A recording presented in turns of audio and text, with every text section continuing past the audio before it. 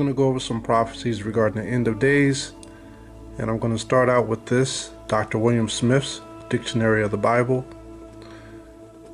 just to aid some of you who are not in the know. This is volume 3. This book was printed in 1890. We'll go over to 2205. Now, it doesn't say Caucasian in this book, but as we read, we're going to find out that Esau is the Caucasians. We're going to start here on page 2205. And it reads, "And Synagogue Judaica.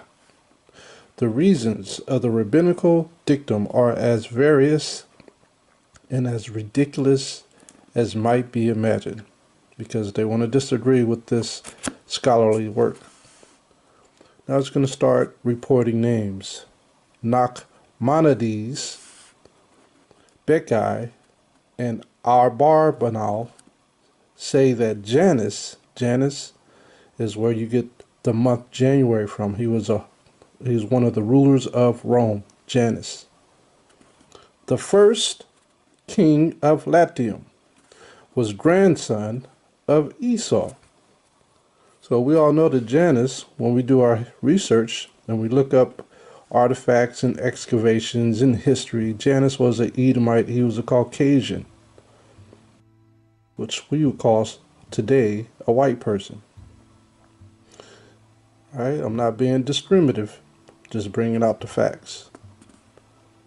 Kimchi on Joel the 3rd chapter, verse 19 says that Julius Caesar was an Idumean. So Julius Caesar, Idumean, is the Greek form of Esau or Edomite. So Idumean means Edomite. So Julius Caesar was an Edomite, just like King Herod. Seliger, in parentheses it says Chronicle, Eusebius 2152 report, says the Jews, both those who are comparatively ancient and those who are modern, believe that Titus was an Edomite. Titus is in the Bible. He was not an Edomite. He was a 10-triber. All right? Meaning he was from the lost tribes of Israel. He was one of the 10 tribes. And when the prophets denounces Edom, they frequently refer it to Titus. Ibn Ezra says that there were no Christians except such as were Idumeans until the time of Constantine. This is in 300 AD, 325 AD, approximately. And that Constantine, having embraced their religion, and the whole Roman Empire became entitled Idumean. So that lets you know right there that Constantine was not an Edomite. If he embraced this religion, originally he wasn't an Edomite. He was actually a black man, a very light-skinned mulatto man. All right? But he embraced the religion of the Edomites, which was Christianity. Ibn Ezra said that no one called themselves Christians until Constantine. St. Jerome says that some of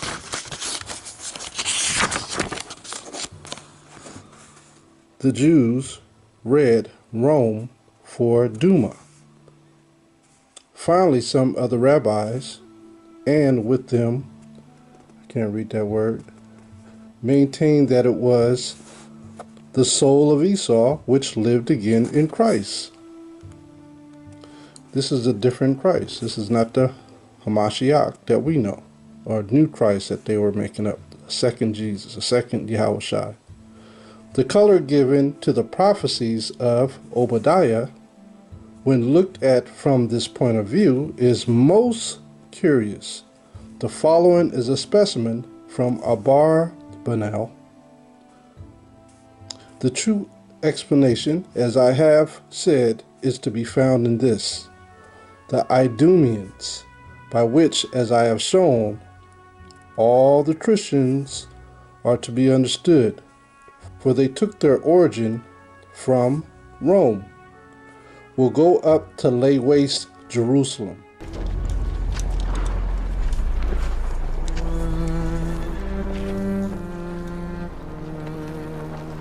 Will you yield the city?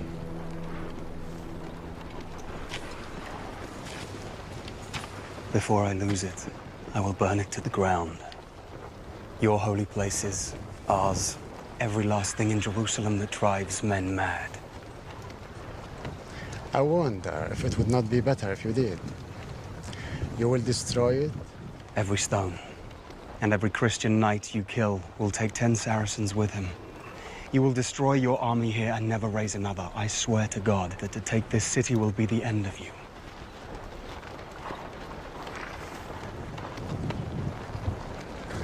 Your city is full of women and children.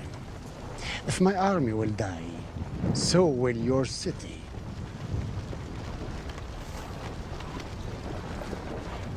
Do you offer terms? I ask none.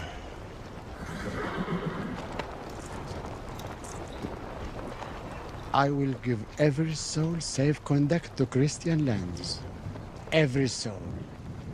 The women, the children, the old, and all your knights and soldiers, and your queen.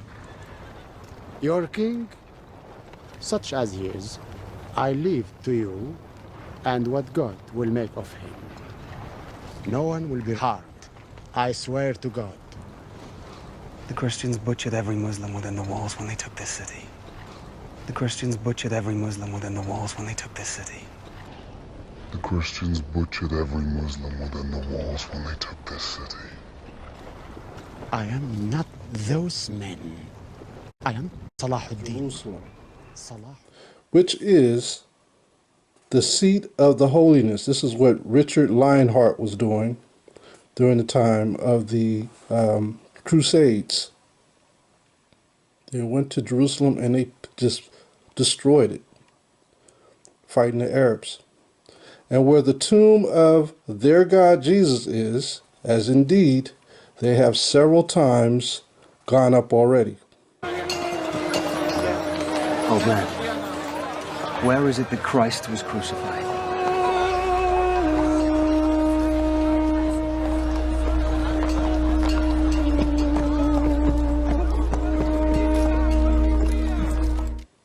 Because there were several types of crusades. There was the First Crusade, Second Crusade, Third Crusade, kind of like the Punic Wars. Again, on verse 2, I have several times shown that from Edom proceeded the kings who reigned in Italy and who built up Rome to be great among the nations and chief among the provinces. And in this way, Italy and Greece and all the western provinces became what? Filled with Idumeans. So all of Europe became Edomized. Thus it is that the prophets call this whole of that nation by the name of Edom. So America came out of Europe, which makes America Edom. There shall not be found counsel or wisdom among the Edomite Christians when they go up to that war. See that? There was no counsel in Tiberias, and there was no counsel in Pontius Pilate. Pontius Pilate was in Jerusalem, Tiberius was in Rome during the time of Christ, Yahushua's resurrection. So politics don't mean nothing. On verse 19, those who have gone as exiles into the Edomites, that is, into the Christians' land, and have there suffered affliction, will deserve to have the best part of their country, and their metropolis as Mount Seir. So he's saying that those Israelites who went there to be afflicted are going to have all of Esau's land. Sepharad, I'll read this right here because it's a part of the, I'm going to read this because it's a part of the class later on in the video. Mount Seir on verse 20. Mount Seir, Sarepta, is France. Sepharad is Spain. So when I go over Sepharad, it means Spain. The Mount of Esau, in verse 21, is the city of Rome, which is to be judged, and the saviors are to be the Jewish or Messiah and his chieftains, who are to be judged to reach salvation through our Heavenly Father Yahweh. This is a book called The Roman Empire, the Empire of the Edomite. Need I say more? This is by William Beeston. This book was written in 1853. How many Christians do you know will go into this? How many Christians or Muslims will ever bring this out? None of them. Let's go over to page 9. Page 9. We'll start at the top. Unspeakable. Then must our astonishment be when we perceive that this grand secret was certainly discovered and disclosed more than 1,200 years ago? 1,200 years ago, this information was disclosed. That the true answer to the question whence came the Romans may have been returned and even registered in writing before the birth of Hamashiach. So this truth was registered before Hamashiach, who the abomination of desolation would be. That the response proceeded neither from Greek nor Roman, meaning they didn't give up any information. We didn't get a response from the Greeks or the Romans that the abomination of desolation was them. It says, but from the despised Jew. Who's that despised Jew? The Negroes. You Negroes are the despised Jews. That it has been preserved to us in the Jewish Targums, in your enemy. These are not your people. These converts. They don't have your best interests. That it exists amidst the fables and impieties, the absurdities, and the blasphemies of the Jewish Talmud, and that it may be comprehended in these 20 words. The Romans came from Esau, beginning, and actually it began in the Babylonian kingdom with Haman. Haman was an Edomite. The Romans came from Esau, who is Edom. And Italy is the Idumea, Rome, the Basra. Because if you know your history, if you know the scriptures, in Isaiah 63, it says, who is this that cometh from Basra, dyed in red garments? Talking about the Hamashiach. He's going to go and pierce those who pierced him, right? Which was the Roman armies. They pierced him with the sword. He's coming back to pierce his enemies. And Italy is the Idumea, Rome, the Basra. That's the capital of Esau, of the Hebrew prophets. So the Hebrew prophets prophesied that Edom was Rome during the times of Paul, during the times of Peter, during the times of John. All the disciples knew who Rome was. That's why they were scared of Paul when he was persecuting them, because they knew he had the power of Rome before he got filled with the Holy Spirit and transitioned over to Hamashiach. The descendants of Esau, say the Jewish rabbins, the sworn enemies of the descendants of Jacob, even to the end of the world, were at first a small nation inhabiting Mount Seir and the adjacent country, contiguous to the land of Canaan. They were easily confined within their own limits. So they began to take over other great countries. Esau. So as long as the Israelites enjoyed a great and formidable empire in Canaan, But after that, the powerful republic of the 12 tribes had been destroyed by the Assyrians and Babylonians. They wonderfully increased in numbers and in strength, extended their dominion in the west, subjugated Italy. The Edomites subjugated Italy. They're not Japheth, they're Esau. Founded Rome and the Roman Empire, and at length entirely overturned the Jewish state, or Israelite state. The second temple being destroyed by Titus Vespasian. That was in 70 AD. And professing the religion of Hamashiach Yahushai, which they were the first of all nations to embrace. They changed the image of our Hamashiach to Caesar Borgia, which was a man in Rome who had nothing to do with the sainthood of the saints. He was an Edomite. It says, which they were the first of all nations to embrace. They hold Jacob in captivity till Messiah ben David shall appear. Who's Messiah ben David? This is Yahushai. He's the son of David, the Hamashiach. The rabbins further assert that the prophecies of the prophet against Esau, Edom, and the cities of Edom have as yet received but a partial accomplishment, and that they will obtain their fulfillment in the punishment and destruction of Rome Christian. They designate the eternal city impious Rome. They denominate her empire the impious kingdom, or kingdom of impiety, and they believe that the son of David will not come until the impious king kingdom shall have been extended over the whole world. And this happened. Right now, the Catholic Church is all over the whole world. They control every church. All your black churches in the neighborhoods, they control them. They make the decisions on how much funding they should get throughout the year.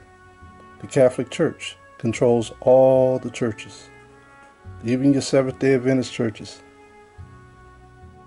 even your Jehovah's Witnesses churches. They control it all. I want to go to page 34 because some brothers think that there's a certain people that dominate us and they're not the Edomites. Let's read from here. It reads, the prophecy of Malachi, says Bishop Newton, which is commonly alleged as a proof of the barrenness of the country, is rather an argument of the contrary, for this implies that the country was fruitful before, and that its present unfruitfulness was rather an effect of war and devastation than any natural defect and failure in the soil. On the words, and by thy sword shalt thou live, the bishop remarks, Esau himself might be said to live much by the sword, and we see that today with the so-called white man. He lives by the sword. He has the strongest military on the entire earth. He lives by the sword. For he was a cunning hunter, a man of the field, and he and his children got possession of Mount Seir by force. Who was in Mount Seir before the Edomites? If he got possession of Mount Seir by force, who's there? And violence by destroying and expelling from thence the Horites, the former inhabitants. So who was the ones who were destroying everyone? Was it the Horites? Some brothers think that the Horites are the one that took Jacob into captivity. It's not the Horites, it's the Edomites. That's why they took their land. They took their land and became the Horites. They're Edomites. If we carefully examine the prophecy of Malachi, we shall be satisfied that it refers to the original sterility of Seir and describes the condition of the country as it existed when the Almighty gave it to the Edomites. So the Edomites took that land from the Horites. All right? And the Edomites took the land from Japheth. They're not Japhetic. They went inside and turned them inside out. Let's go to page 130 of the same book. There's a lot of information here, even about Japheth. Now, Japheth was a part of the Trojans, and the Trojans is where the Greeks came out of. So the Greeks, who were Edomites and Japhetic people, were in the same war. Now, the Romans, its top branches were all Edomites. And when they took over everything that the Greeks had, which was part of the Trojans, the whole empire became Edomized. So Japheth got pushed out. And this book talks about it on page 40, 41, and 42. You notice I put in the inserts, merged with Japheth Aborigines, which were the Trojans. I'm not going to go into this part. Maybe I'll break it down another day. But right now I'm talking about Esau. But Esau has a tendency to take over people's lands and become them, just like he did in Jerusalem today. Those so-called Israelis are not Israelites. This is on page 130. The evidence of prophecy has next to be adduced in support of the tradition of the rabbins and in proof of the Idumean origin of the Roman people. Concerning the monster depicted in the 13th chapter of the Revelation of St. John, Bishop Newton writes thus: "No doubt is to be made that this beast is designed to represent the Roman Empire. For thus far, both ancients and moderns, Papists and Protestants, are agreed. The only controversy is whether it be Rome pagan or Christian, imperial or papal. Little less than the like agreement exists, as the bishop also remarks, with regard to the dominion intended by the fourth beast of the prophecy of Daniel. This fourth kingdom can be none other than the Roman Empire, and Comet himself acknowledges that it is usually explained of the Roman Empire. The prophecy of St. John is therefore supplementary to that of Daniel, and from it we obtain much of the description of the fourth kingdom upon the earth, intentionally omitted by the Hebrew prophet, kept back and reserved to be revealed in the fullness of time. The fourth beast, Daniel tells us, was dreadful and terrible and strong exceedingly. It had great iron teeth, and it had 10 horns. Here the prophet stops. In other particulars not noticed, this beast was diverse from all the beasts that were before it. And for these diversities, and to complete the description of the fourth beast of Daniel, we must have recourse to the revelation of St. John. From his prophecy we learn that the beast had 7 heads and 10 horns, and upon his horns 10 crowns, that he was like unto a leopard, that his feet were as the feet of a bear, and his mouth as the mouth of a lion, that, like Esau, he was a scarlet color, red. Scarlet is red. And that upon his 7 heads, representing the 7 hills, was seated a woman, or city, being that great city, which, when the vision was seen by the apostle, reigned over all the kings or kingdoms of the earth. See that? So we're dealing with that now. They're reigning. We're living during the time of the fourth beast. Now this comprised 666. This is written in Hebrew, but it says the Roman Empire, the kingdom of the Edomite, or Latin. Look how serious this was to this author who wrote this. This is very serious. This is something that he knew that was coming to a head in due time. This was written 1,200 years ago. But look at the organization of his words in this poetry of Hebrew, how much he was emphasizing that Esau is ruling the world. It's like some prophetic scribble on the wall that no one has etched out. The empire of the Edomites, or Latins, the kingdom of the Edomites, the kingdom of Edom and of the Edomite, his son, the kingdom of the Edomite, and of his father, Edom. They all go together. The kingdom of Edom, he was the father of the Edomites, all the people of Esau. The kingdom of Esau, he was the father of the Edomites. The kingdom of Esau, alias Edom, the father of the Edomite. These people are still on the earth, and they rule the earth today. these are the people that the Most High has indignation forever with.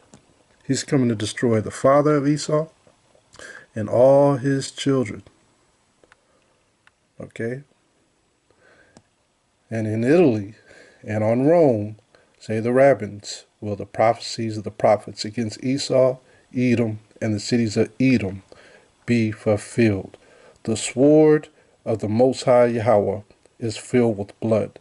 For the Most High have a sacrifice in Basra. Now we know that Basra is Rome, and all the tentacles that go out throughout the world towards Babylon is coming from Rome. And a great slaughter in the land of Idumea. So America, Europe, Rome, Israel, all these countries who are filled with Edomites, the Most High is going to destroy them. Books from Babylon to Timbuktu by Rudolph R. Windsor. Rudolph R. Windsor brought so much information in this one book that he unlocked a lot of doors just by his research. This is page 84. And let's read the second paragraph. In the year 65 BC, the Roman armies under General Pompey captured Jerusalem. 65 BC. In 70 AD, so that's 105 years. In 70 AD, General Vespasian and his son Titus put an end to the Jewish state with great slaughter. During the period of the military governors of Palestine, many outrages and atrocities were committed against the residue of the people.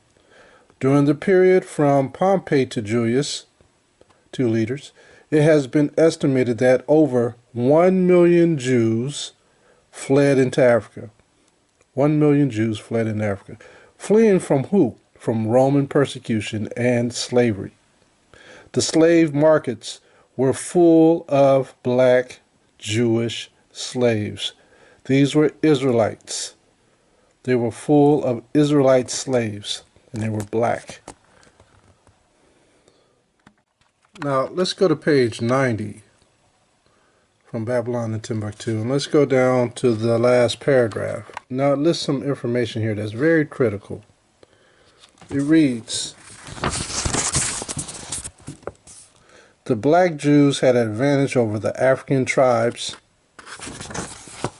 They carried their culture, history, laws, and written records with them. This assured them a constant precedent for the development of a higher social organization.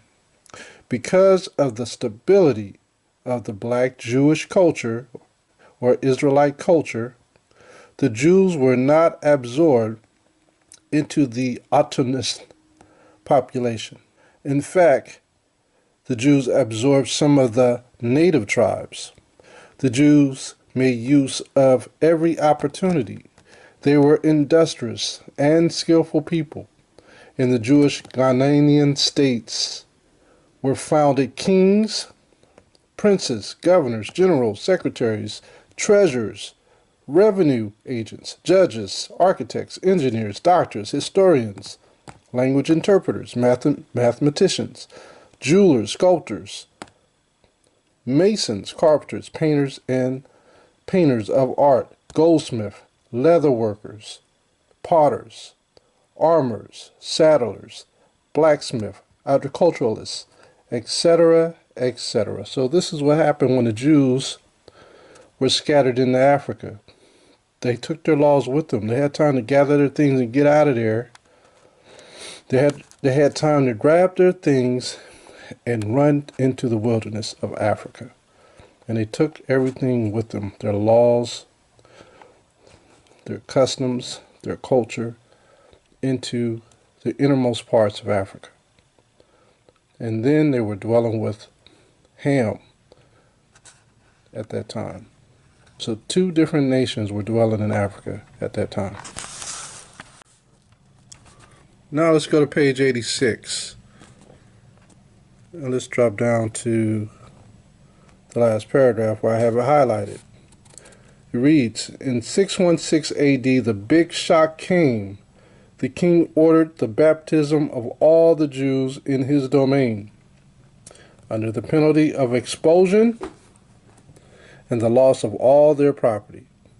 According to Catholic authorities, that's that papal bull, 90,000 embraced Christianity at this time. Now this is at 616 AD. 90,000 Israelites became Christian. They embraced it. This was forced baptism. See that? Forced baptism. What type of Christianity was that? Was that the same Christianity of Christ? The tenets that Christ kept? Because he kept the law. No, this was Roman Christianity. They did not keep the law. They did not walk in the ways of Christ. This was forced baptism. In the 7th century, the Jews were threatened with the penalty of slavery if they were found practicing Judaism. They were practicing the law, statutes, and commandments. There was no Judaism. This cruel policy caused many Jews to flee to the Mediterranean and western coast of Africa. The southernmost point of Spain after you cross the sea leads you to the northern or the western coast of Africa. Throughout the Middle Ages, many European governors expelled their Jews. These black Jews migrated to neighboring countries, Turkey and Africa. I'm going to drop down. The Byzantine emperors in the 5th and 6th centuries persecuted the Jews constantly.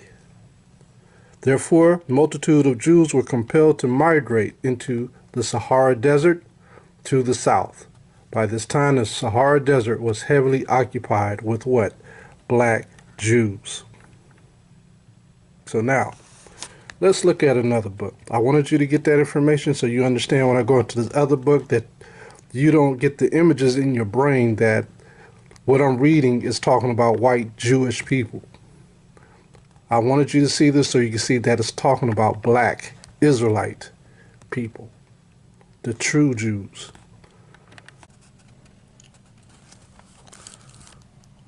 This is above what we just read. The Jews came into the western Sudan from northern and eastern Africa as a result of a chain of commercial and persecutory migrations. The Jews had settled among the most civilized people throughout the ages. They adopted new methods from other people and left their material, educational, and moral imprint among the people with whom they resided. For many centuries, the Hebrews had to employ great physical and psychological initiative. They could not afford to be complacent or apathetic. They were hated. So apathy could mean cultural stagnation or death. The Jews imported into the western part of Africa a superior material, educational, and moral culture soon after 300 AD. And this cultural advancement was not duplicated or exceeded until the ascendancy of the Mohammedan leader Mansa Khan Musa of Mali in 1312 AD. So that's roughly 1,000 years. In the 3rd and 4th century AD, the Africans on the west coast did not possess the cultural superiority of the Africans on the north and east coast. So we're going to go to this book now. It's called The Encyclopedia of the Jewish Diaspora, Origins, Experience, and Culture. This is volume 2. This is written by M. Avram Ehrlich. I believe this book was published in 2009. Now this was written by Amalek. So there's going to be a lot of covering up because, of course, they want to be known as being us. They want to be known as being Jews. So they're going to taint everything that you read here. But they put some truth in here. This is page 453. And this is a migration of Jews into West Africa. Now, we just read this in Babylon and Timbuktu. Legends of Semitic migrations into the Maghreb North Africa. According to most accounts, the earliest Israeli, now we know that it's not Israeli, those were actually Israelites, all right, who fled from Israel. The earliest Israelite settlements in Africa were in places such as Egypt, Tunisia, and Ethiopia. Now we know that those were not pale-skinned Jewish people, so-called Jewish people. Historians believe these settlements may have been in existence as early as kingdoms of David and Solomon, as well as during the Assyrian invasion of northern Israel in 722 BCE and Babylonian captivity of Judah in 586 BCE in the Punic Carthaginian age. So you know all of these were brown people, dark complexion, light complexion people. These communities were augmented by subsequent arrivals of Jews after the destruction of the Second Jerusalem Temple in 70 CE. We just read that. When 30,000 Jewish slaves were settled throughout Carthage by the Roman Emperor Titus. I'm going to go back to Babylon Timbuktu. I'll put a footnote on where you can locate the research. We were here in Babylon to Timbuktu. It said during the period from Pompeii to Julius, it has been estimated that over 1 million Jews fled in Africa, fleeing from Roman persecution and slavery. The slave markets were full of black Jewish slaves. It doesn't give a number on here, but you can find that number here. Also see the Book of Josephus, Jewish Antiquities, Book 14, 7, 2, parentheses, 115. So now we know that 1 million Jews fled in Africa, but it says here 30,000 were Jewish slaves. Africa is identified in various Jewish sources in connection with Tarshish and Ophir, Tabernacles 32b, and the parallel passage where African land is evidently the same as Carthage. The Septuagint, Isaiah 23:1, and Jerome on Ezekiel 27, who was taught by Jews, and very often the Targum, we'll go into the Targum on the prophets, identify the biblical Tarshish with Carthage. There's a lot of prophecies in the Targum, which was the birthplace of a number of rabbis mentioned in the Talmud. Africa, in the broader sense, now the Talmud was written during the time of Herod, when the Edomites were acting as if they were priests. Africa, in the broader sense, is clearly indicated where mention is made of the 10 tribes having been driven into exile by the Assyrians and having journeyed into Africa. So they admit that 10 tribes went into Africa. Okay, they admit that.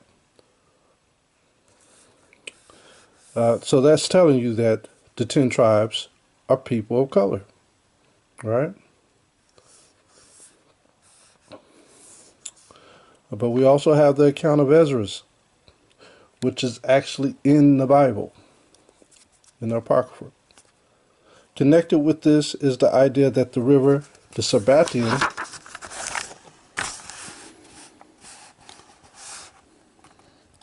is in Africa.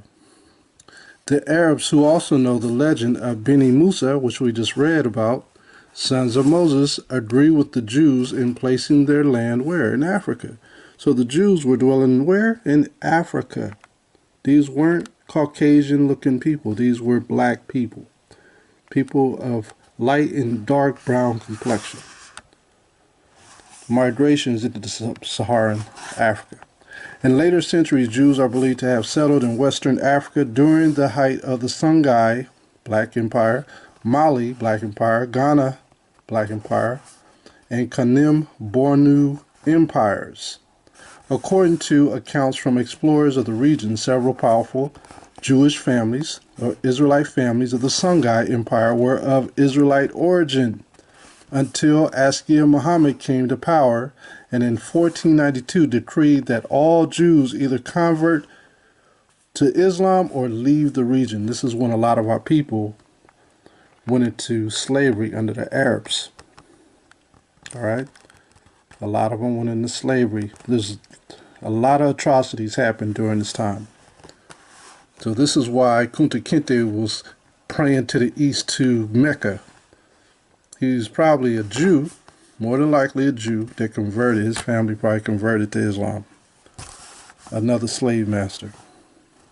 According to certain records, in Timbuktu, an older community was formed by a group of Egyptian Jews, Jews who fled from Egypt, who traveled by way of Sahel corridor through Chad into Mali. We just read about who was in Egypt, the Negroes. We were slaves there. Another community was that of the Zua, ruler of Kokia, located near the Niger River, whose name is only known as Zua Alaman, or Zua Min Ayaman, meaning he comes from Yemen. Local legends state that Zua Ayaman was a member of one of the Jewish colonies transported from Yemen by the Abyssinians in the 6th century. So we had Israelites all in these countries. Zua Alaman is said to have traveled into West Africa along with his brother and eventually established a local Israelite community between Mali and northern Nigeria. Some accounts place West African Israelite communities in the Ondo forests. In Dahomey, south of Timbuktu, in the 1930s, these groups still maintain a Torah scroll written in Aramaic that had been burned into parchment with a hot iron instead of ink, so it could not be changed. So we were all over. And then in the 17th century, we went into slavery into the Americas. So you had Israelites on slave ships going into the Americas. And that's how we got here. It reads here, the decline of the Jewish communities of the West African Maghreb most likely began with the influx of Arab invaders into North Africa starting in 640 CE and later into West Africa in the 1300s, 1400 CE. The Jewish Berber queen Kahina Dahia bint Thabita ibn, meaning son, Tifan, who was also known as El Kahina, led the most notable uprising against the invasion, believed to have been a descendant of the Israelite priestly class, the Levites.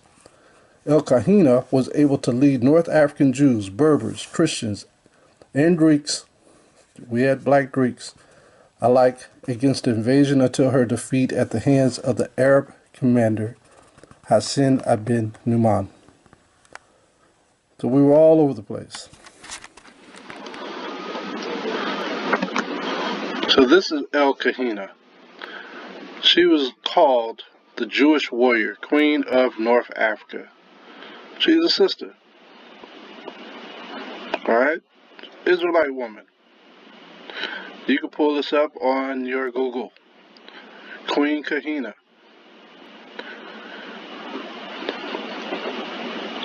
By the late 17th century, the only thing standing between the Arab forces and the Atlantic Ocean was a Israelite warrior, says Jewish, but Israelite warrior queen. Before the existence of Islam, North Africa and Middle East were home to diverse cultures, languages, and religions.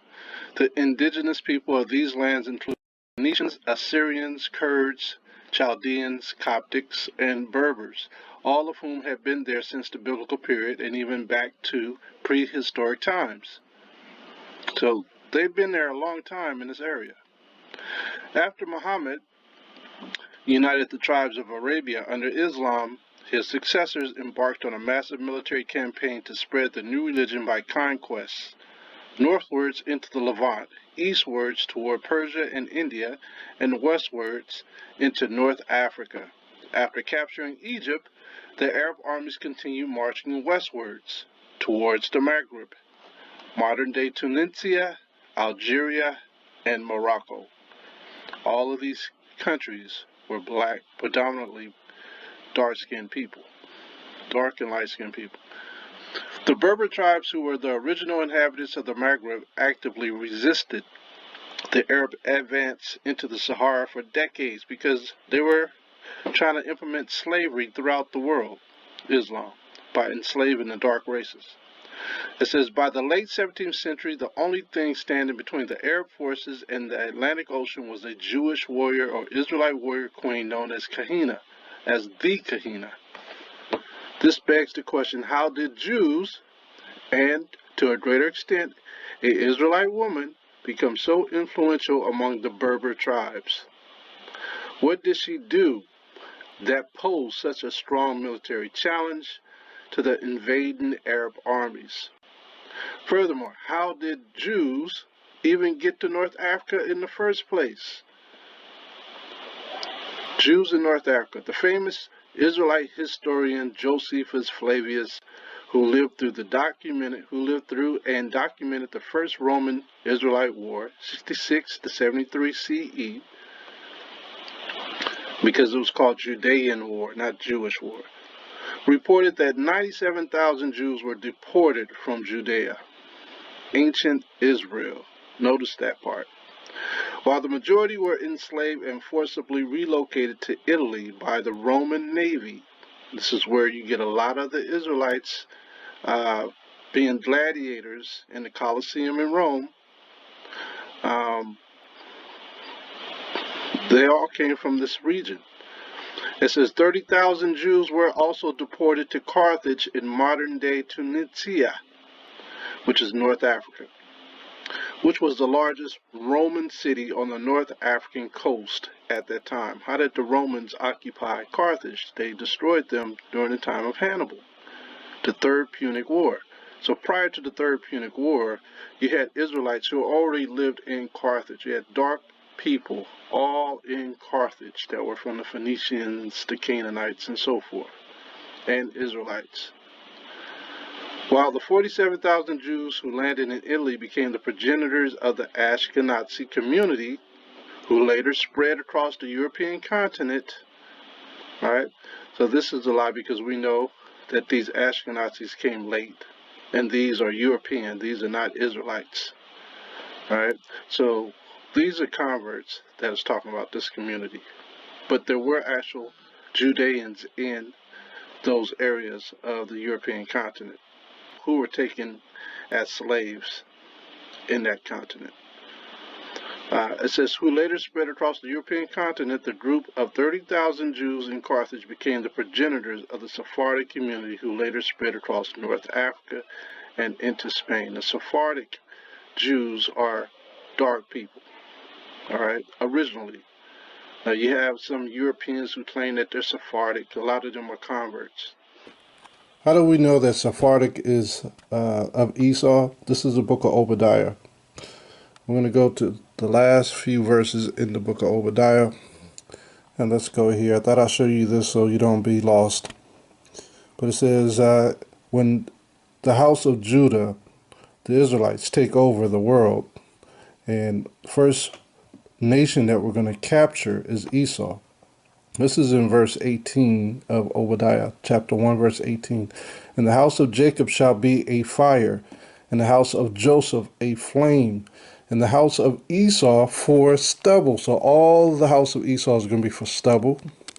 And they shall kindle in them and devour them, and there shall not be any remaining of the house of Esau. Very significant. For the Most High has spoken it. Now, I'm going to show you something in these scriptures that you probably didn't know, but this is the only place that the Most High, one of the only places that he mentions the Sephardic. Notice that they are of the house of Esau. Verse 19, and they of the south shall possess the mount of Esau, and they of the plain, the Philistines, and they shall possess the field of Ephraim, and the fields of Samaria, and Benjamin shall possess Gilead. 12 tribes. Benjamin is one of the tribes.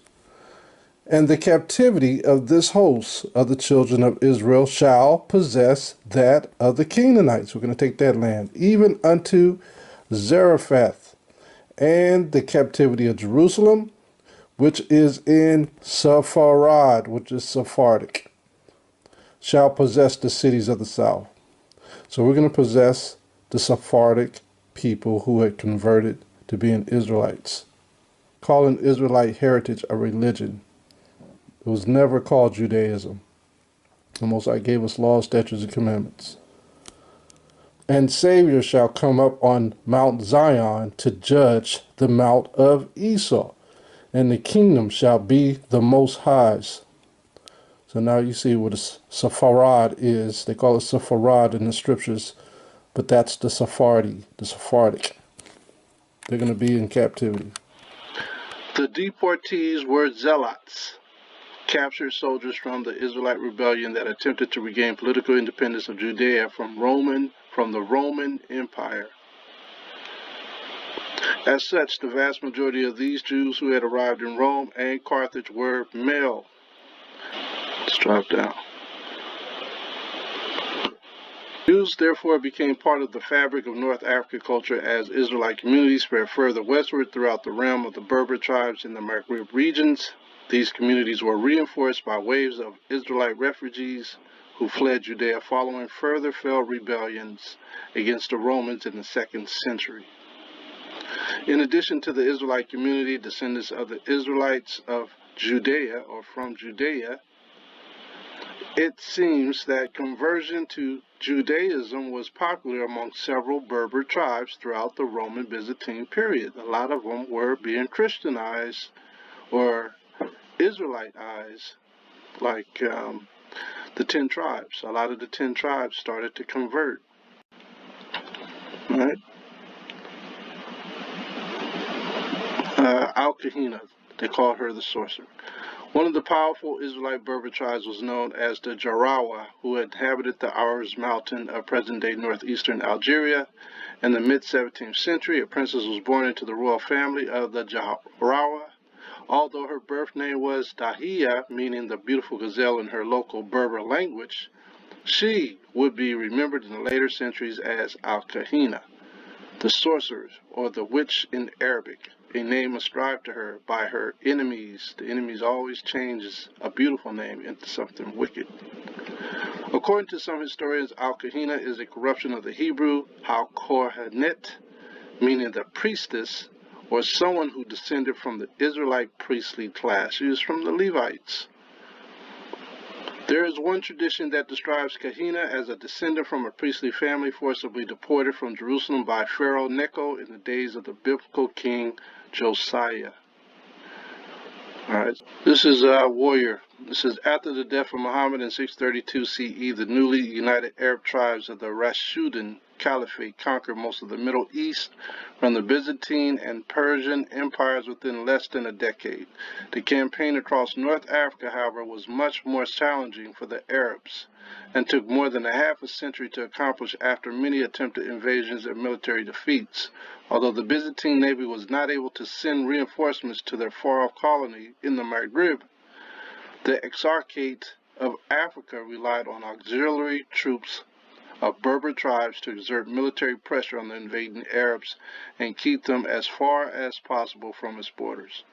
During the 680, Kahina learned the art of war from her uncle, the great Berber chieftain Kusaliya, who fought off several Arab invasions. Kahina participated in these battles as a warrior and eventually took a command position. She was said to have an excellent horse rider, fast with her sword, and never missed her target as an archer. Alright, so this says a lot about this sister. Alright, so we had Israelites all in Africa, all in West Africa, who united with other forces. This is page 477. Jews in Libya. Pre-300 BCE, one tradition holds that Jews came to Cyrene as early as the time of Solomon. And we know that the man, Simon, that helped Yahushua with his cross came from Cyrene. 300 BCE, Jewish life in Libya can be traced with certainty to the 3rd century BCE. These are all people of color. First millennium BCE, first millennium CE, according to Flavius Josephus, Jews arrived in Cyrene at the time with Ptolemy, son of Lagos, a general of Alexander the Great, because he had slaves. And the first of Ptolemaic pharaohs Jews lived in Libya continuously under Ptolemaic, Roman, Ottoman, Italian, British, and Arab rule. Although little is known of the Israelite community, between the time of the two Israelite revolts against the Romans, 73 CE and 115 CE, which were brutally crushed, and the arrival in the 16th century of refugees from the Iberian expulsion. Why would the Romans be fighting against their own? They were fighting against black Israelites. They were fighting against black Arabs. This is page 492. This is Jews in Nigeria. Jews in Nigeria. Look at this. Migration routes and ethnic backgrounds. Jews migrated to Nigeria from North Africa. 500 CE. The majority of Jews are what? Igbos. Those are black Hebrew Israelites. Hausa, Yoruba, Igbo. Those are the languages. Contemporary overview. Determining who is Israelite in Nigeria is problematic. Many of the Igbo people whose ancestral land is in the southeast of Nigeria and who number more than 40 million. It's a lot of Israelites in Nigeria. See themselves as Jews. Among these Igbos are thousands who were, next page, 493, converted to Christianity by the colonists, but later renounced Christianity, formed synagogues, and now live as children of Israel, Jews. In Nigeria, other tribal groups have also renounced Christianity and practiced Judaism, including the Tiv, Abi, Bio, Hobo, and Mada. The Igbo people have many Israelite traditions. Known Katz, the current Israelite ambassador in Nigeria, and others point to their possible ancient Israelite origins. Most may be considered lapsed Jews. Small but significant and very influential minorities of Igbos still practice the Igbo religion. So they're trying to say that lapsed Jews are converted Jews or not taking it serious. They are difficult to categorize, but could be termed Israelites before the advent of the rabbis. The Igbos and other Nigerians have tiny synagogues in many cities. Kulanu, the non-governmental organization that assists the diaspora groups and its supporters, equip these synagogues. One eminent Igbo is Avishe Agbe, a geologist who heads the Gaihan Synagogue in Beth Neset, Siya, Israel, Abuga. Now this diaspora group, this organization attempts to turn those who are practicing the tenets of the law, statutes, and commandments from Israelites into Jewish people. They're already Israelites. They don't need to convert to being Jewish. You know what you are? You're an ancient Israelite. Ancient Israel, that's who we are. That's who we are. So if you give me time, if you give me time, No, we don't have so many years. I know. Look at this. This is pages and pages of notes. And I promise we'll give more teaching. But here is my challenge to you. All right. I'm hearing some of your traditions. It's like the days of the Bible. Yes. Do you want to remain ancient Israelites or you want to be Jewish? They're already Israelites. So it's telling you that they're trying to make a one world order religion with Judaism, Christianity, and Arabs, all under the banner of the Pope of the Catholic Church. So they're trying to change all these people to follow a different doctrine under a different title. So all through here you have different communities. You have Israelite communities in Sudan, general population 40 million.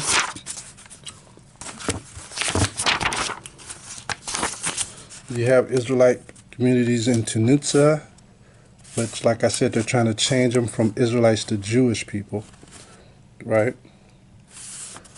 To fit a narrative. It says here the Jewish community of Tunisia is an extremely ancient one, dating back possibly to the destruction of the first temple in Jerusalem, 586 BCE. These are Israelites, all right? These are not Caucasian Edomite people who converted to being Jewish. These are actual Israelites, black people.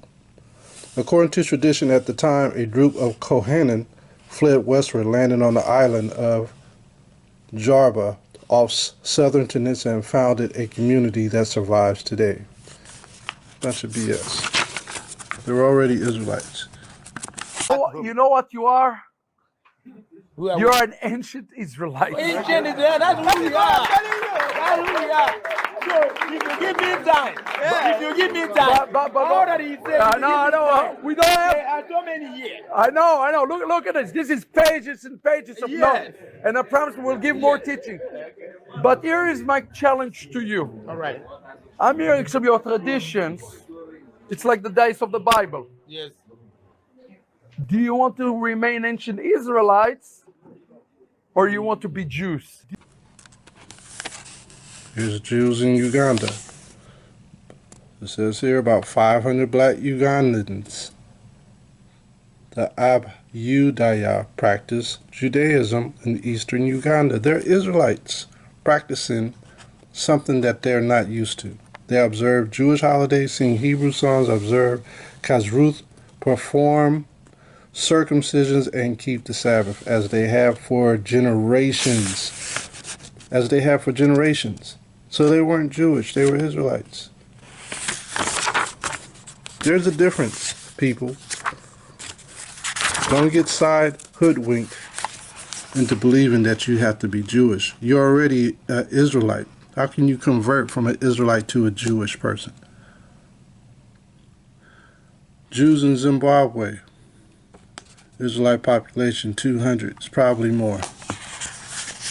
And this thing goes on and on. Now this is the same book. I want to show you how they make a difference in what they say, right? They said Israelite. They were calling Nigerians Israelis. They were calling Zimbabweans Israeli. They were calling Tunisians Israelis when they were never Israelis. They were Israelites.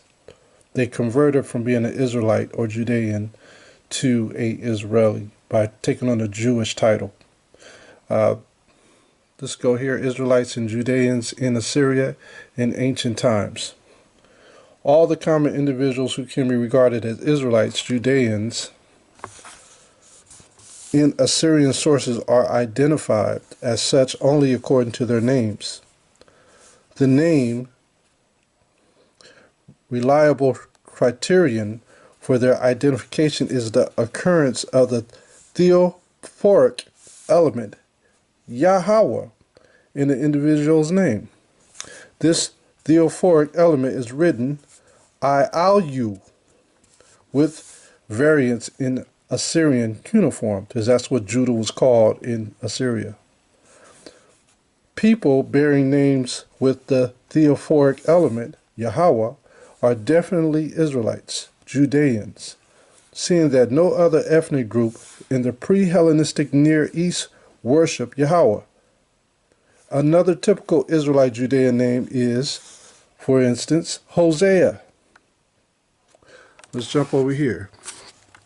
Page 755, and let's drop down to the third paragraph.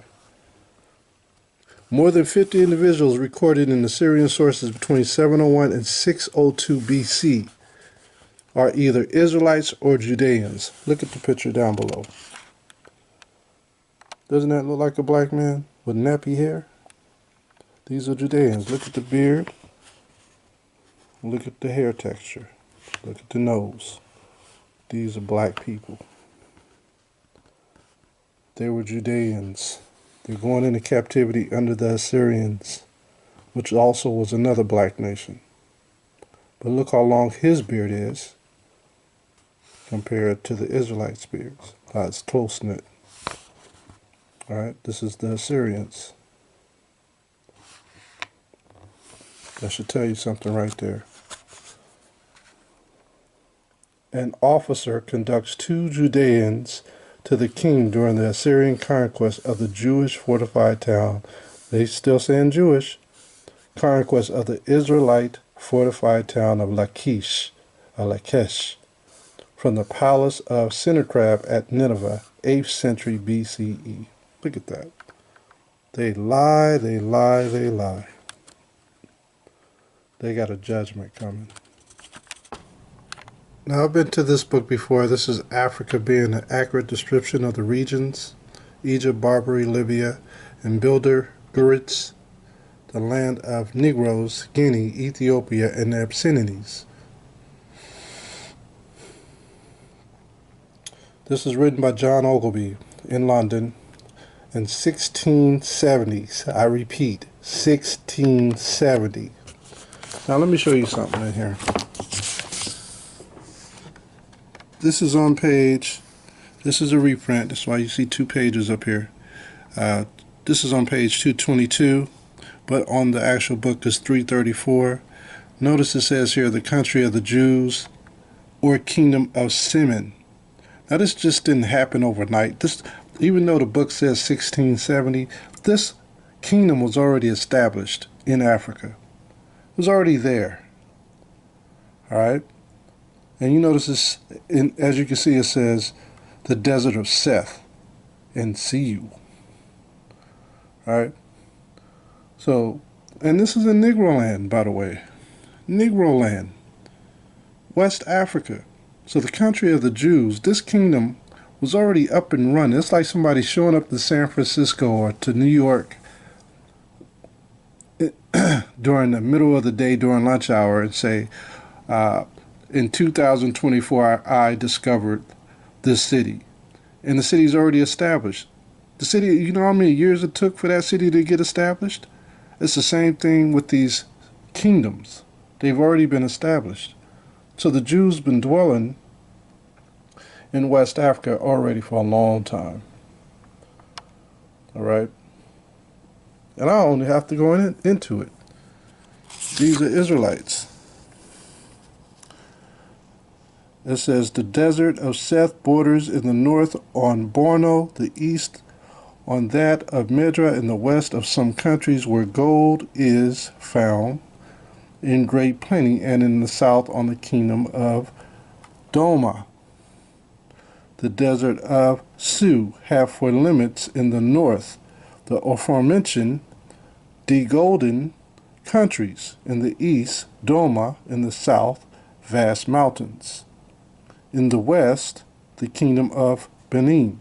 From the desert some affirm the great river Niger takes its beginning. Thus much we thought fit briefly to mention of the inland parts.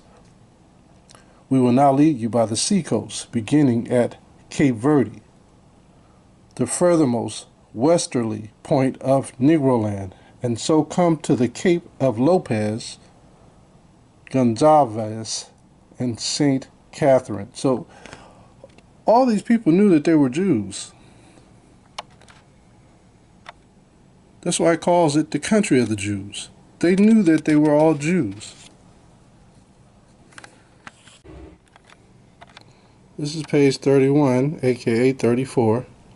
It reads, many Jews also are scattered over this region, some native, boasting themselves of Abraham's seed, inhabiting both sides the river Niger. Others are Asian strangers from the east, who fled thither either from the desolation of Jerusalem by Vespasian the Roman, or from Judea, wasted and depopulated by the Romans. Back in those days, the only people that went into that part of Africa were black people. No one of Caucasian went into that land. I got books to prove that too. Persians, Saracens, which were Muslims, and Christians, so they were depopulated and wasted by Romans, Persians, Saracens, Muslims, and Christians. or else such as came out of Europe, whence they were banished. Who were banished? The Israelites. Out of some parts of Italy, these were black Jews in the year 1342. We saw that in Babylon and Timbuktu. Out of Spain in the year, but in Babylon, Timbuktu, it was 616 BC. This time it's 1342. Out of Spain in the year 1462.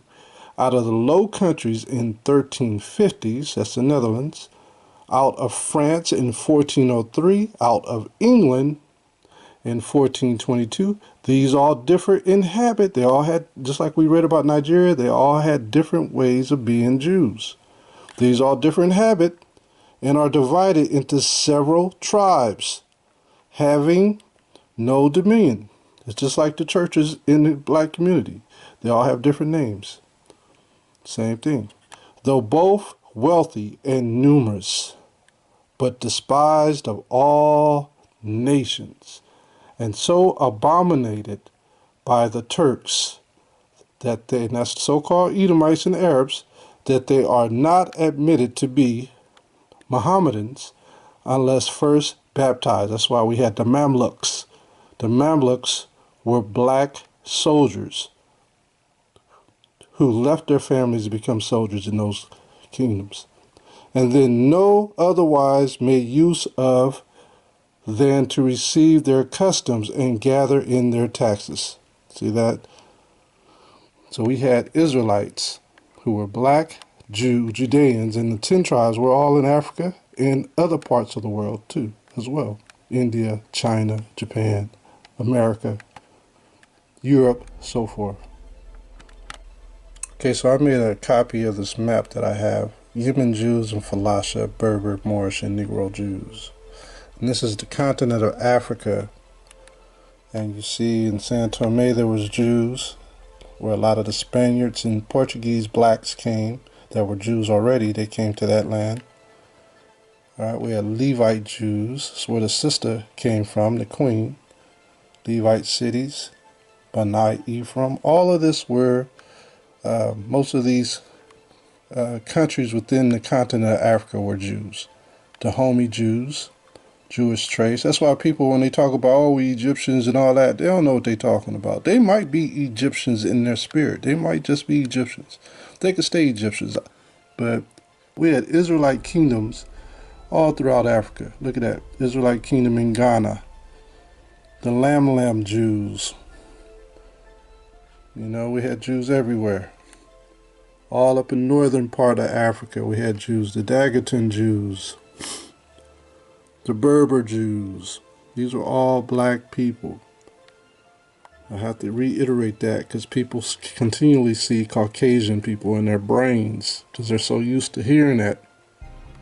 But the Jews are originally black people. As much information as we have brought out over all these years, I can't believe people's minds still forget that we are God's chosen people, that we are the Israelites. We are the 12 tribes of Israel that the Bible speaks of. The Elephantine Jews. This is right there by the Red Sea. See that? Right by Egypt. Hebrew, all up in Nubia. Alright? That's where Hannibal Barca was, in Cyrene. These were all Jews in this area.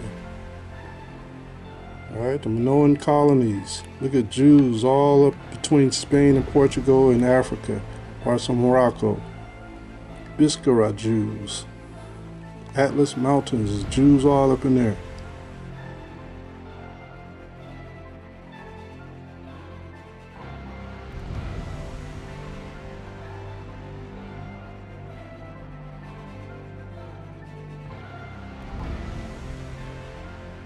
All down here in West Africa, at the southernmost part of Africa, we had the Mavumba Jews, the Kambinda Jews, the Lawando Jews.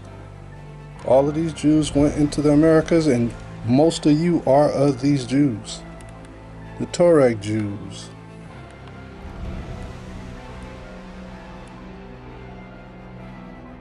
Not to mention India. Persia. There's Jews all in here. Not to mention China, India. Even though the Moabites and Ammonites were there were Gadite Jews also in China. Gadites.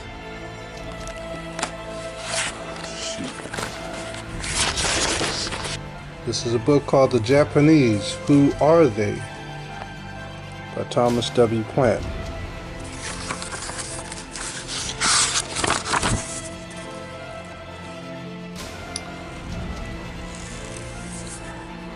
Page 24, it reads, right here, we're going to read this highlighted section. It reads, we venture to think that we have now made out a case for the identification of Japan with the children of Ammon, and to have given sufficient reason and evidence to account for the Israelite similarities being found among the Japanese. By Professor Oldham, it is useless to look at the west of Europe, as some do for Moab and Ammon, when the Bible predicted that they should be sent eastward. This proving of Japan to be the children of Ammon carries with it the claim that the Chinese are the children of Moab. So who is the Moabites? The Chinese. This is why you see Russian military planes and Chinese military planes flying over Alaska, trying to intimidate the Mystery Babylon, which is the United States. The Chinese are Moab, and the Japanese are Ammon. Here's Martha Raddatz. It was a bold, provocative, and unprecedented move, clearly meant to send a message to America. For the first time ever, Russia and China conducting joint patrol exercises in international airspace off the coast of Alaska, and providing these videos to prove it. Launching in darkness from the same Russian base, 2 Chinese and 2 Russian unarmed but nuclear-capable strategic bombers aerially refueling over the Pacific as the U.S. military tracked them all the way. An array of armed American and Canadian fighter jets scrambling and then intercepting the bombers as they came within 200 miles of Alaska. This is the view from the U.S. aircraft provided by the Pentagon. This is the view from the Russian cockpit of the U.S. fighter jets and also the Chinese bombers. This is a book called The Picture History of Jewish Civilization. These are the editors. This book was put together with excavations and history and narratives of editors from the past. This was copyrighted in 1978.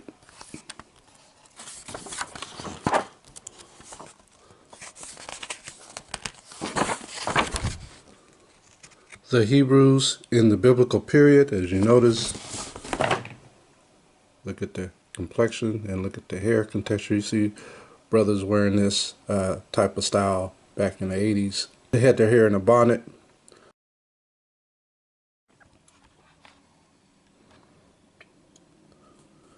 Reads a Semitic prisoner painted on terracotta from the period of the 19th dynasty. This is in Louvre, Paris. You can tell this is a Hebraic man of brown complexion. Here are Hebrews working inside the tombs of Egypt. Notice the complexion.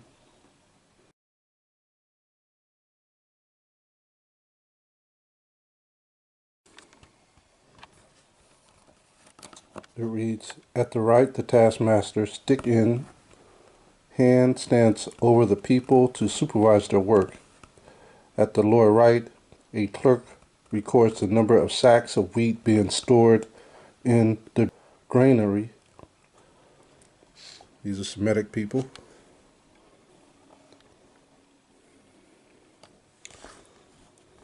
Here's the taskmaster. Over his own people, he's a taskmaster.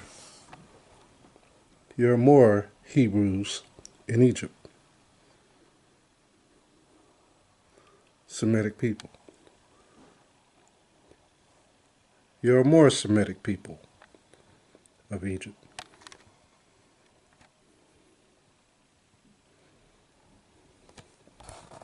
Look, the thousands of war captives who were transformed into slaves made it possible for the Egyptian kings to implement their feats of engineering.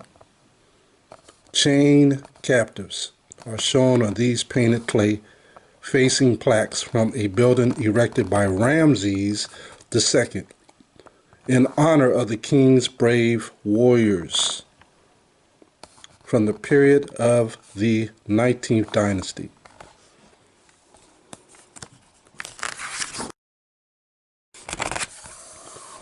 Here's the children of Israel getting stampeded by the Pharaoh, who was a dark Hamitic man. But look at the children of Israel. They call them Asiatic Semitic people. People of brown complexion being enslaved by the Pharaoh. The Egyptians became familiar with the horse and wagon after the victory of the Hyksos and the beginning of the long 1730 to 1580 BCE of the ruler of Asiatic people in the land of pharaohs. This painting on a coffin shows Tutankhamun shooting his enemies from a war chariot from the tomb of Tutankhamun, Egyptian Museum in Cairo. These aren't the Ethiopians. These are Israelites. Hyksos.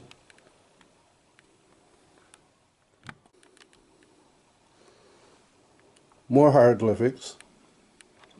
Slaves in Egypt. Negroes. We didn't have the fades and all those type of things that we see today. We let our hair grow back then. We had woolly hair.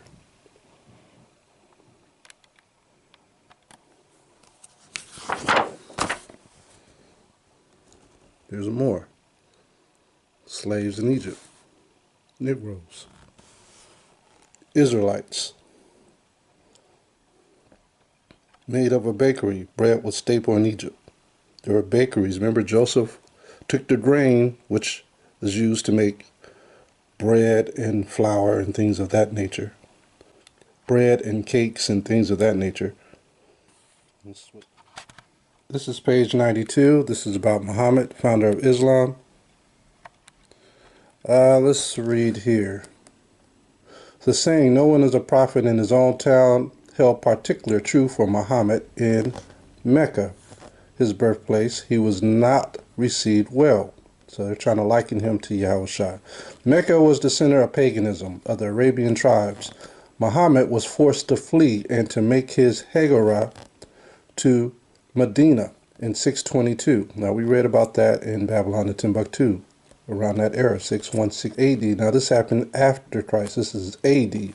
There he initiated efforts to win converts to his faith among the city Arab population.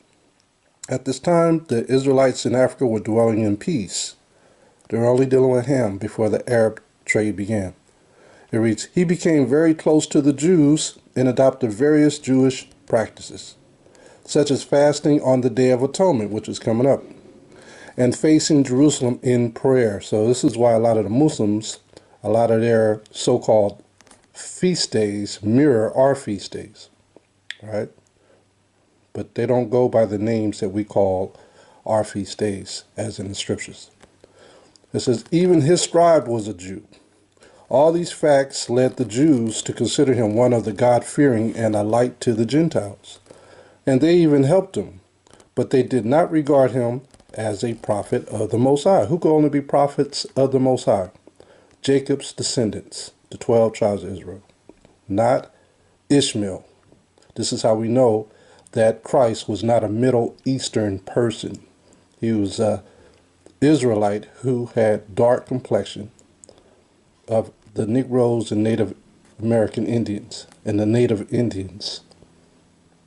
His demand that the Jewish tribe of Bani Kononga adopt his doctrines, the religion of Islam, was contemptuously, and noticed that the Catholic Church was already formed, and they already had their hand in the midst of this Islam. It reads, was contemptuously rejected. It was this rebuff which accounted for Muhammad's eventual great hatred of the Jews. This is why a lot of the Israelites, those who became slaves in Africa and East Africa, they became slaves because of Muhammad's hatred. And this went into all his followers as well, the Arab people. He abandoned the observances he had borrowed from Judaism. And as soon as his position among the Arab tribes grew stronger, he began attacking the Jews and their custom, and even waged open warfare against them. This is the Arab captivity that took place. The armies of the Arab tribes surrounded the Israelite communities in the vicinity of Medina and in northern Arabia and completely destroyed them. Only a few survivors succeeded in escaping the sword of the faithful, fleeing to southern Palestine and Mesopotamia. After Muhammad's death in 632, his followers in the Arabian Peninsula increased in numbers and power.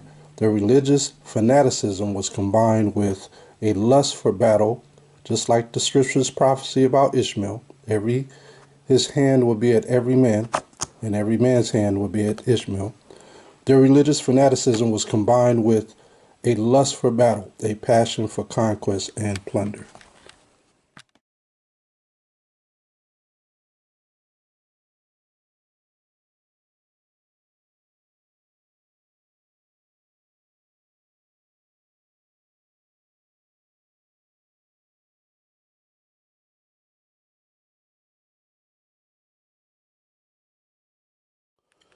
We're going to go to page 94. Now look how this all plays out. So we know about how Esau took over Rome, and Rome began Islam, but now Islam wants to take the yoke off their neck from Esau. And let's go to page 94 and let's read about this. It reads here in the second paragraph of 94, in the book Nistarat de Rabbi Simeon Bar Yonah, The Secrets of Rabbi Simeon ben Jonah, written in Palestine in the 8th century, there is a beautiful legend which expresses the feelings of the Jews of that generation and their hopes for their people. Now, we read about how Islam started in the 600s, which was the 7th century. Now, this is 100 years later. And so we just also read that they destroyed all the Israelites who lived in Medina and in that Arab peninsula. So let's continue to read. So now there is a battle between Esau and Ishmael with that land. It says, there is a beautiful legend which expresses the feelings of the Jews of that generation and their hopes for their people. And when he saw that the kingdom of the sons of Ishmael, now it's calling the Arabs, Muhammad, the Muslims, it's calling them Ishmael, that's their lineage, would eventually spread throughout the world.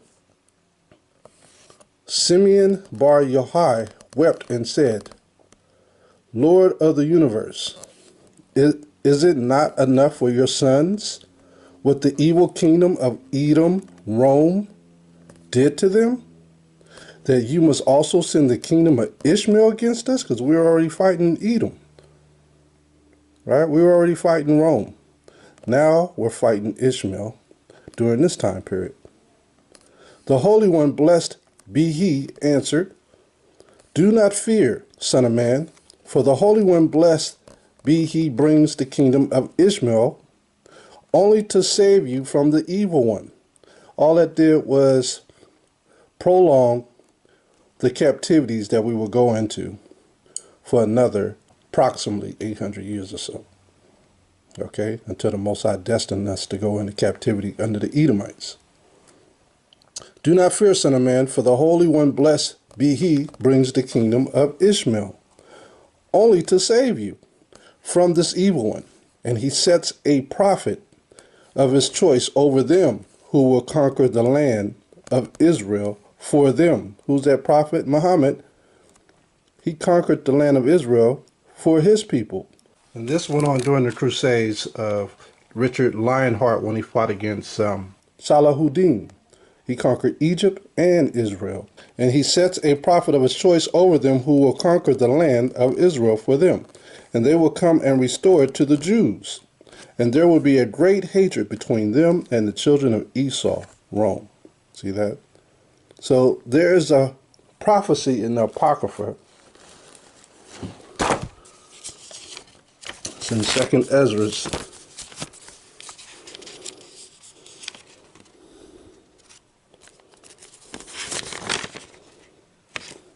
In 2nd Ezra chapter 15, and we go down here to verse 29, it tells us the prophecy about Ishmael.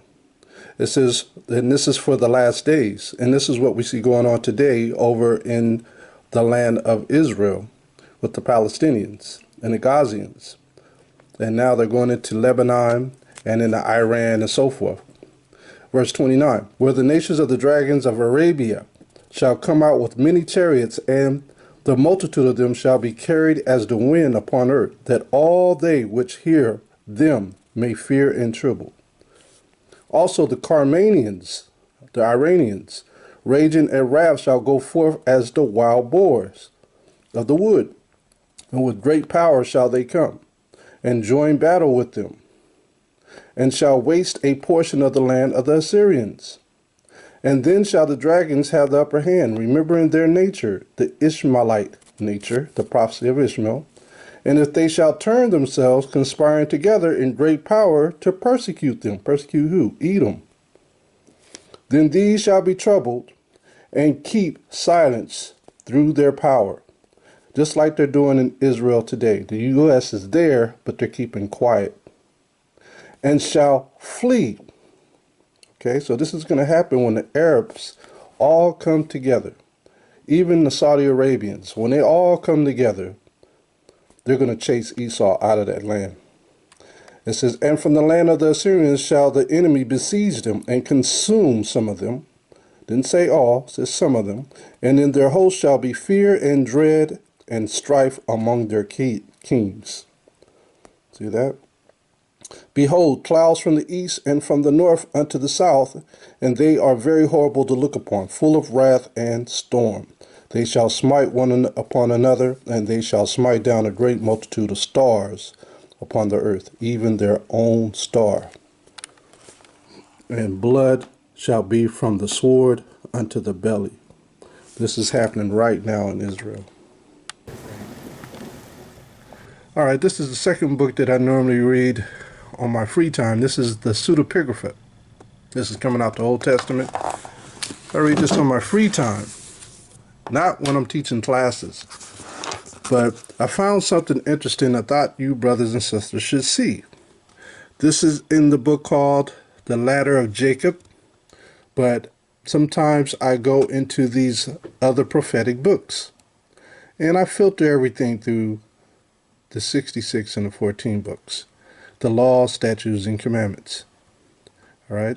So I'm going to read this. This is chapter 5 of the Ladder of Jacob.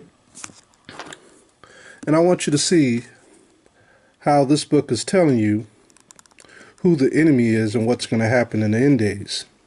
It says, thus he said to me, you have seen a ladder with 12 steps, because we're talking about Jacob, each step having 2 human faces, which kept changing their appearance. The ladder is this age, and the 12 steps are the periods of this age.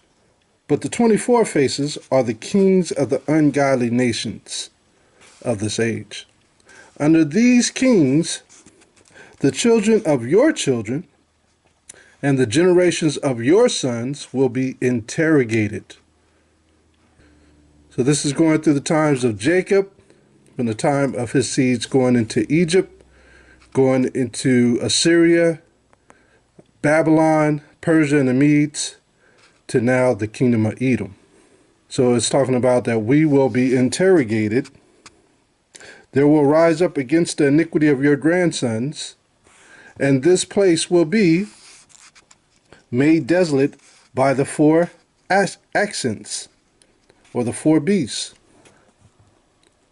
through the sins of your grandsons. So Deuteronomy 28, verse 16 through 68 is right here. Through the sins of your grandsons, the 12 tribes of Israel. And around the property of your forefathers, a palace will be built. That's the palace of the temple. A temple in the name of your power and of the Most High, of your fathers. And in the provocation of your children, it will become deserted by the four accents or beasts of this age. For you saw the first four busts. We saw it where? In Daniel chapter 7, all the way to Daniel chapter 12, right? Which were striking against the steps. Angels ascending and descending, and the bust amid the steps. The Most High will raise up kings from the grandsons of your brother Esau. So now it's telling you the last kingdom is going to be raised up, starting with Greece, then Herod, then the Romans, all the way now to the United States and Rome. And they will receive all the nobles of the tribes of the earth who will have maltreated your seed, and they will be delivered into his hands, and he will be vexed by them, and he will hold them by force and rule over them. Who's this? Esau. And they will not be able to oppose him. None of us are able to oppose Esau. None of his laws, his rules, we have not been able to oppose him, nor even have a political party of our own. The Black Caucus is not a political party. And they will not be able to oppose him until the day when his thought will go out against them to serve idols and to offer sacrifices of the dead. We're basically here now with all these different religions. He will do violence to all those in his kingdom who will be revealed in such guilt, both to the highest man from your tribe, and some Greek word here, or Hebrew. I cannot even pronunciate it. Know, Jacob, that your descendants shall be exiles in a strange land. We're scattered to the four corners of the earth, pursuant to Deuteronomy 28, or Deuteronomy chapter 32. 32 and 28 through 29.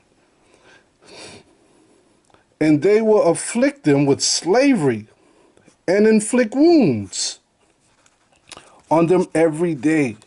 So every day we're afflicted. Every single day in this land we are afflicted. But the Most High will judge the people for whom they slave. I'll read that again. But the Most High will judge the people for whom they slave. See that? And when the king arises, judgment too will come upon that place. So judgment is coming on America. Judgment is coming to all the countries that are affiliated with America.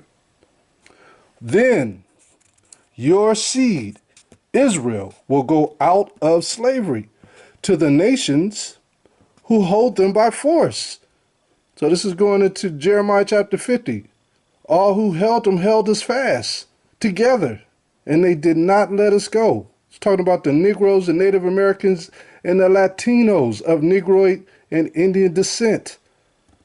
I've not changed my lecture. I've not changed my verbiage since I've been in this truth. This is the next page. And they will be free from any rebuke of your enemies. For this is the head of all revenge and retaliation against those who have done evil to you, Israel, and the end of the age. For bitter ones will rise, they will cry out, and the Most High will hear them and accept their plea. Who's going to cry out? Us. And the mighty one will repent because of their sufferings. For the angels and archangels will hurl their bolts of lightning before them for the sake of the salvation of your tribe. All the 12 tribes are one. Jacob will be a company and a company of nations. So the 12 tribes come from Jacob. We come from one tribe, but we ended up being 12 tribes because of the sons of Jacob. And you will gain the mercy of the Most High. Then their wives will bear many children. And afterward the Most High will fight for your tribe through great and terrible signs against those who made them slaves. You see that? So who's going to fight? Jacob. The Most High is going to put that spirit in us to fight. He filled their storehouses, and they will be found empty. Talking about the enemies. Their land swarmed with reptiles and all sorts of deadly things. First of all, what kinds of things can be hiding in the water besides debris? Well, it depends on where you're at. If you're coastal, you have to worry about everything from stingrays to alligators. Depends if you're in South Florida, you got to think about crocodiles, snakes. Of course, probably better things to worry about, but it's definitely something to be aware of and keep on your mind. So how serious can this threat be? Because we see a lot of people, when we're looking at the video and the aftermath, we see a lot of people walking around. How serious is this threat potentially? It's no more serious than normal if you're paying attention to your surroundings and using a little bit of common sense. Obviously, if it's not water you can see through, you probably shouldn't be wading through it. If you know you have the local wildlife in your area, it's something to maybe carry. If you have to walk through it, carry a walking stick, something to put in front of you to feel where you're going. Again, a lot of times, just a little bit of common sense fixes a lot of things. And this may be an obvious answer here, but what is the most common call that you get, Frank? Last night I had a couple of calls of snakes in houses. Just looking for a dry spot. Who knows? They could have been there all along, and they just showed up since the people were awake all night. When things start getting wet, when it comes to snakes, usually they go to a higher ground. With alligators, they're typically in culverts or areas underneath neighborhoods, and the floodwaters flood them out. So then maybe you see them more often than you did before because the areas they were in are now flooded. So they're out kind of exploring new areas the same way the people are. And as we look at this video, Frank, we see all of this flood water. We see water up to, cars' side view mirrors there. We can see that, any apartment on the first floor there certainly took on water.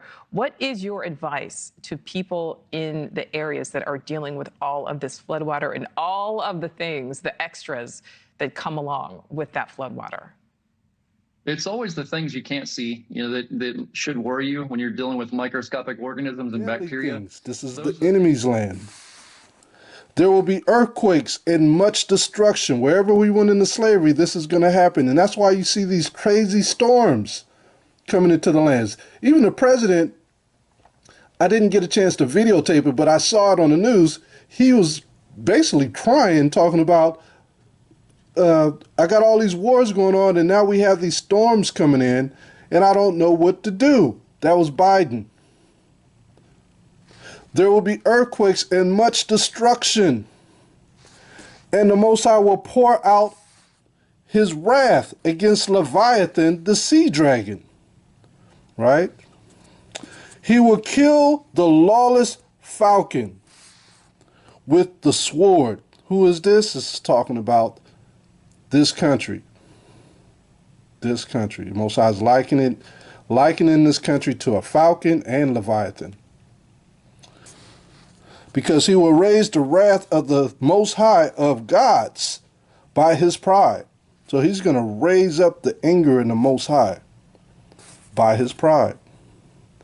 And then your justice will be revealed, Jacob and that of your children, who are to be after you, and who will walk in your justice. And then your seed will sound the horn, and all the kingdom of who? Of Edom will perish together with all the peoples of Moab. Now, a lot of people don't understand that God could be this way, that the Most High could be this way, because most people that are not in the truth think the Most High is all love. They don't think that when the storms come, that that's the Most High bringing it. They think that they could pray that storm away. But that's the Most High bringing judgment. They don't understand that the Most High has judgment on this land, and it's through the understanding of history, of what happened to us over the years and years and years of time. All the things that happened behind slavery, dealing with the Muslims putting us in slavery, the Edomites putting us in slavery, and Moab was one of the first countries, or the first people, to put us in slavery, which is the Chinese. You can read about that in the book of Judges. They were one of the first ones to put us in captivity, other than the Egyptians. Now this is about Yahushua. And as for the angels, you saw descending and ascending the ladder. In the last years there will be a man from the Most High, and he will desire to join the upper things with the lower. What does this mean? The Most High is going to send his Son on earth, and he's going to bring heaven to earth. That's our Father's prayer. Our Father who art in heaven, hallowed be thy name, thy kingdom come, thy will be done on earth as it is in heaven. He's going to bring heaven on earth. He's going to bring the upper things down to the lower. That's Shiloh. Back then, he wasn't known by the name of Jesus or Yahushua. He was known as Shiloh. And you can look at that in Genesis chapter 49, verse 11. He's the peaceable. He's the peaceable one. And let's jump back to the scripts. And before his coming, your sons and daughters will tell about him, and your young men will have visions about him. This is Joel chapter 3. When you start having visions about Hamashiach coming back, he's on his way. Mosai sending his right arm back. Such will be the signs at that time of his coming. A tree cut with an axe will bleed. What is this? The nations. We're going to chop down. It's like that Bob Marley song. You know, we are the small axe, and you are the big tree, ready to cut you down. That's Bob Marley. Real sharp. Ready to cut you down. All right, so that's what we're going to do. We're going to cut down these nations, and we're going to make them bleed. Thus saith the Most High. Let's read.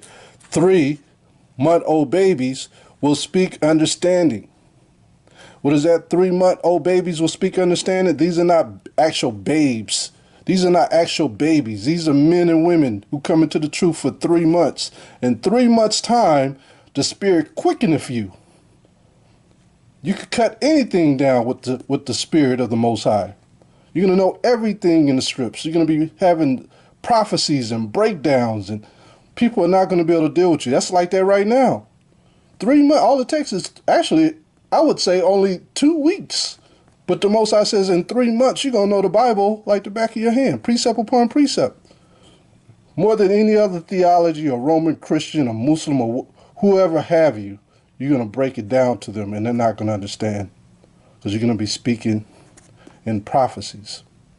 So it says the 3-month-old babe will speak understanding. A baby in the womb of his mother will speak of his way. We all came from women, right? So we all going to speak our way. A youth, so we all going to speak the way of the Most High. A youth will be like an old man. How's a youth going to be like an old man? Because it's going to be teaching the precept upon precept of the law, statutes, and commandments. Judgment. A youth will be like an old man. And then the expected one will come, whose path will not be noticed by anyone. What does that mean? Whose path will not be noticed by anyone? Well, if 3-month-old babes are speaking understanding and nobody else is, they're not going to see. No one who don't understand are not going to see the path of Hamashiach coming back. He's going to be like a thief in the night. Okay? A thief in the night. Remember when he left, when he was here 40 days before he went back to the kingdom to sit on the right hand of his father, he was popping up everywhere. People didn't even see him coming. He was walking with 2 men, then he disappeared. He was walking with other people, and then he disappeared. By the time he left, that's when the recollection of who he was popped up in their mind, and they were condemned. All right? Whose path will not be noticed by anyone. Then the earth will be glorified, receiving heavenly glory. What was above will be below also, and from your seed will bloom a root of kings. It will emerge and overthrow the power of evil, and he himself will be the Savior for every land and rest for those who toil, and a cloud shading the whole world from the burning heat. That's your cover, like Daniel in the fire. For otherwise, the uncontrolled will not be controlled. Those who are burning uncontrollably are going to continue to burn uncontrollably from that heat, because they don't have the Hamashiach in them. If he does not come, the lower things cannot be joined with the upper. At his coming, the idols of brass, stone, and any sort of carving will give voice for 3 days. What is that talking about? All these religions are going to start consenting to saying, Jeremiah chapter 16, verse 19, our fathers have inherited lies. Jeremiah 16 and 19. They will give wise men news of him, and let them know what will be on earth. By a star, those who wish to see on earth him whom the angels do not see above will find the way to him. Then the Almighty will be on earth in body and embraced by corporal arms. Who's the corporal arms? You can read about that in 2 Ezra chapter 2. These are those who are going to be crowned, the saints. He will restore human matter, and he will revive Eve, who died by the fruit of the tree. You women are no longer going to have those birth pains. That's going to be gone. You're going to have a lot of children. You are going to have a man. There's not going to be a such thing as a woman who don't have a husband. All right? So he's going to restore all the Eves. Then the deceit of the impious will be exposed, and all the idols will fall face down, for they will be put to shame by a dignitary. For because they were lying by means of hallucinations, henceforth they will not be able to rule or to prophesy. Honor will be taken from them, and they will remain without glory. These are those false prophets, those following the false prophet, which is the Pope. For he who comes will take power and might and will give Abraham the truth which he previously told him. Everything sharp he will make dull, and the rough will be smooth. And he will cast all the inquisitions into the depths of the sea. He will work wonders in heaven and on earth. He will be wounded in the midst of his beloved house. Where's the beloved house? In Jerusalem, Zion. And when he is wounded, then salvation will be ready, and the end to all perdition. How is he going to be wounded?